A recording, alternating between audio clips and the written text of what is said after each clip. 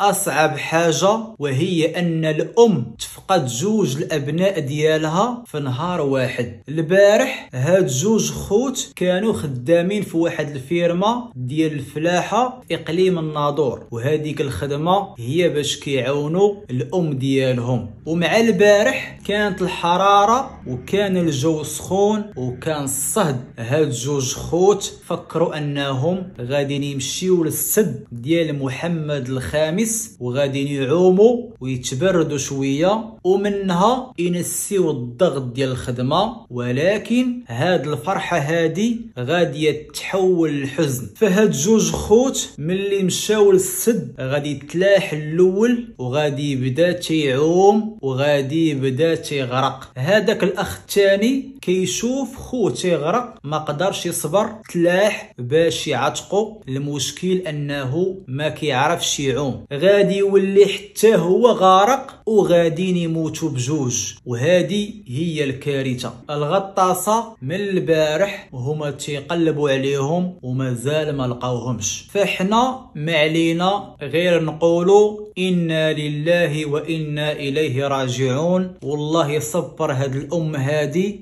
حيت صعيبه انك تفقدي جوج الابناء في نهار واحد. والنصيحه اللي بغيت نقدم للدراري انك ما كتعرفش تعوم ما تعومش. فانت الى جاك الصهد خود شي بانيو ديال الماء وخويه عليك، اولا خود داك الشومبرير عمرو وتكسل فيه مع راسك وهاني وطرونكيل. فراه بالنسبه ليا واحد اللي ما تعرفش يعوم وكيتلاح في واحد البلاصه اللي غارقه، هذا بالنسبه ليا انتحار. فانت ما كتعرفش تعوم وكتلاح في واحد البلاصه اللي غارقه، فواش كتسنى توقع شي معجزه؟ راه ما يمكنش.